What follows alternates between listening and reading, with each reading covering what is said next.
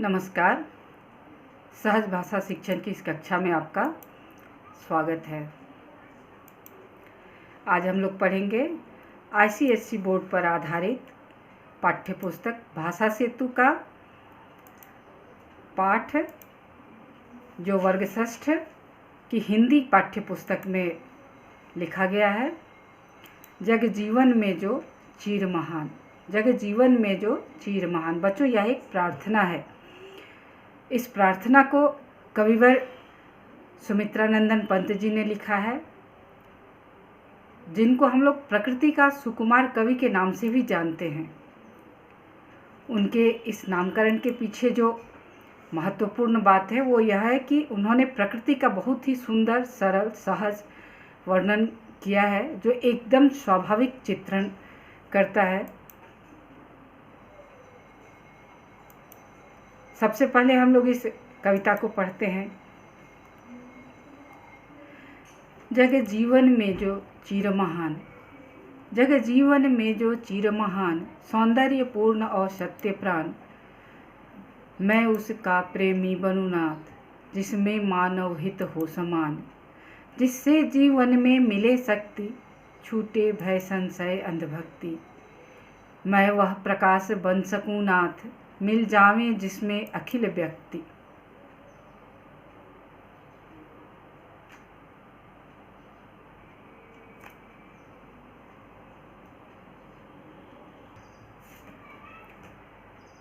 दिशि दिशि में प्रेम प्रभा प्रसार, दिशि दिशि में प्रेम प्रभा प्रसार, हर भेद भाव का अंधकार, मैं खोल सकूं चिर मुंदे नाथ, मानव के उर के स्वर्ग द्वार।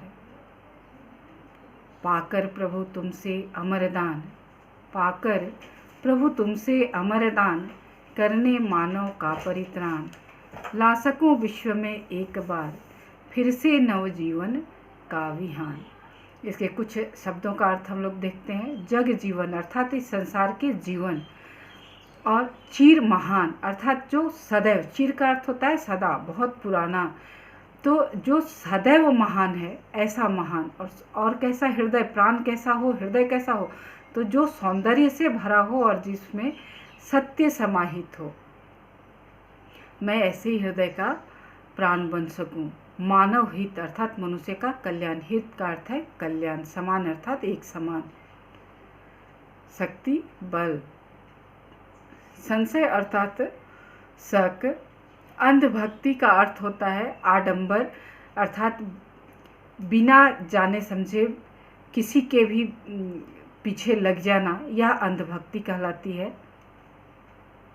अखिल व्यक्ति, अखिल का अर्थ होता है संपूर्ण, अखिल अर्थात संपूर्ण, इस संसार में जितने व्यक्ति हैं वो सभी। उसी प्रकार इधर लिखा हुआ है दिशि दिशि, दिशि दिशि का अर्थ होता है प्रत्येक दिशाओं में।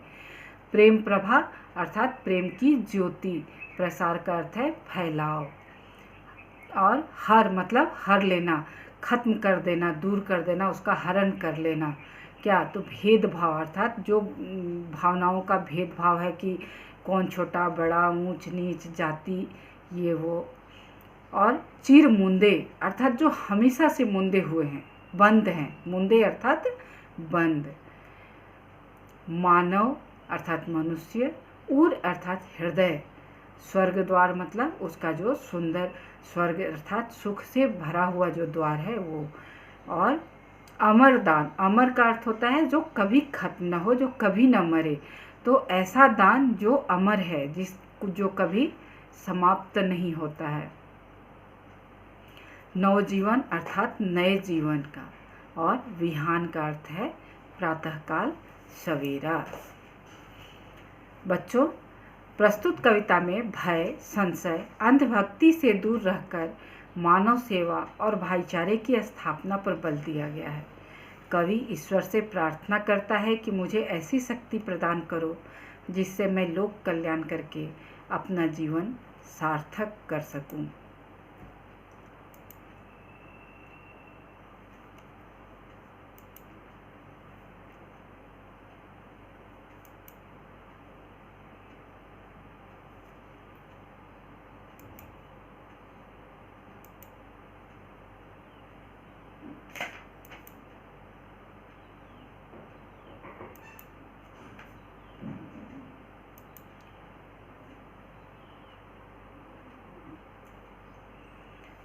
बच्चों, अब हम इस कविता का भावार्थ पढ़ेंगे,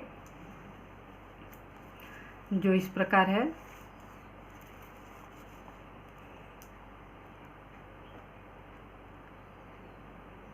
इस कविता में पंत जी ने ईश्वर से जीवन में चिरमहान अर्थात सत्य, शिव और सुंदर को पाने की प्रार्थना की है। कवि का विचार है कि चिरमहान की प्राप्ति से ही मनुष्यों के बीच का भेद समाप्त होगा, उसमें प्रेम की भावना उत्पन्न होगी। इससे ही मनुष्यता की रक्षा होकर संसार में एक नया सवेरा आएगा।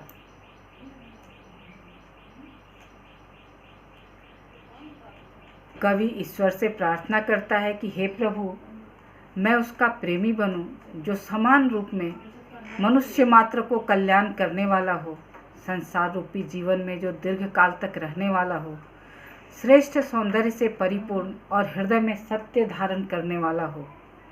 हे प्रभु, मैं वह प्रकाश बन सकूं जिसमें संपूर्ण प्राणी समाहित हो जाएं, जिससे जीवन में शक्ति प्राप्त हो।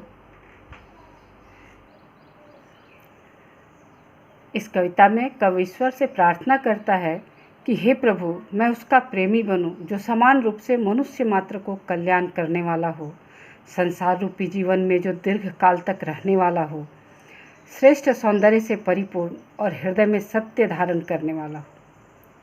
हे प्रभु, मैं वह प्रकाश बन सकूं जिसमें संपूर्ण प्राणी समाहित हो जाएं, जिससे जीवन में शक्ति प्राप्त हो तथा भय, शक, संदेह एवं बिना सोच विचार और अंधविश्वास के किसी के प्रति निष्ठा रखने की भावना का निवारण हो सके।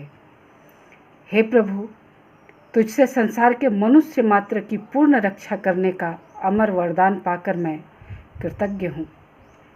मुझे ऐसी शक्ति दो कि मैं एक बार पुनः नए जीवन का विहान ला सकूं, अर्थात प्राणी मात्र को सुखी व समृद्ध बना सकूं।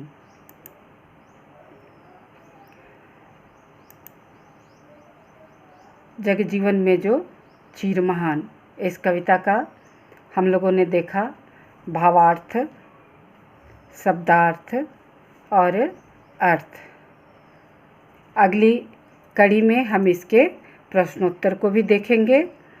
बच्चों, इस कविता को याद करें और याद करने के पश्चात प्रार्थना की तरह इसे गाएं और इसमें जो निहित भाव हैं उन भावों को अपने हृदय में महसूस करें, तब यही इस कविता की सार्थक